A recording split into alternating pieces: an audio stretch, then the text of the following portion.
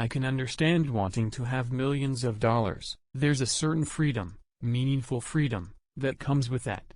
But once you get much beyond that, I have to tell you, it's the same hamburger. Success is a lousy teacher. It seduces smart people into thinking they can't lose.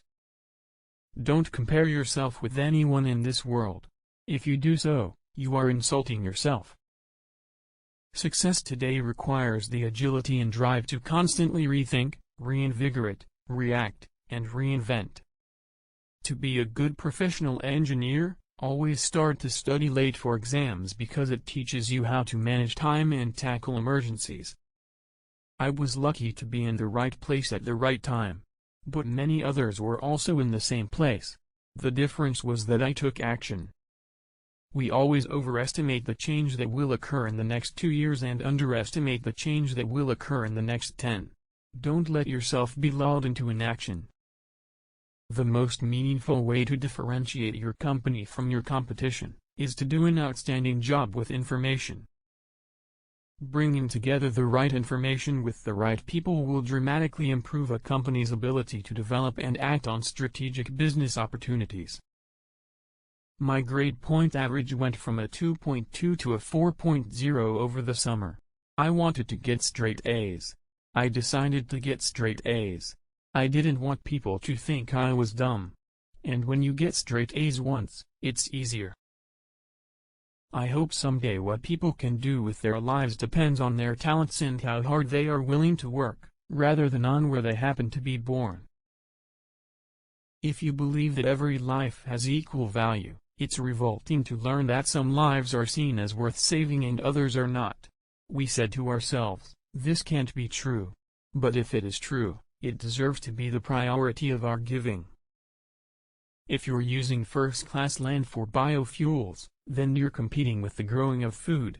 And so you're actually spiking food prices by moving energy production into agriculture.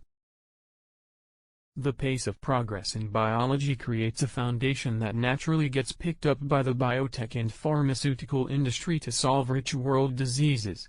This is attractive science. It's science that people want to work on. When I was in college, for the games of that era, I was as hardcore as anyone was. I wouldn't say I outgrew it, but you always have to have a finite number of addictions. 3D is a way of organizing things, particularly as we're getting much more media information on the computer, a lot more choices, a lot more navigation than we've ever had before. A first-generation fortune is the most likely to be given away, but once a fortune is inherited it's less likely that a very high percentage will go back to society.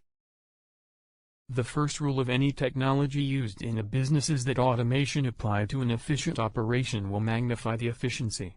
The second is that automation applied to an inefficient operation will magnify the inefficiency. Vaccination is one of the easiest things on the way to development. It's much easier than roads and a great education system. It's very basic. It's one of the first things you want to get right. In order for the United States to do the right things for the long term, it appears to be helpful for us to have the prospect of humiliation. Sputnik helped us fund good science, really good science. The semiconductor came out of it. Certain teams are more careful in what they write. They generate less bugs. You can know that, but it still doesn't mean there might not be one bug that would be bad to ship the product with. It is really gratifying, for example, to visit India now and see that because they've had good educational institutions, and they've had a focus on it, there are more and more people in India participating in the world economy. Microsoft was founded with a vision of a computer on every desk, and in every home. We've never wavered from that vision. There will be two types of businesses in the next 5 years, those that are on the internet, and those that are out of business. Information technology and business are becoming inextricably interwoven. I don't think anybody can talk meaningfully about one without talking about the other.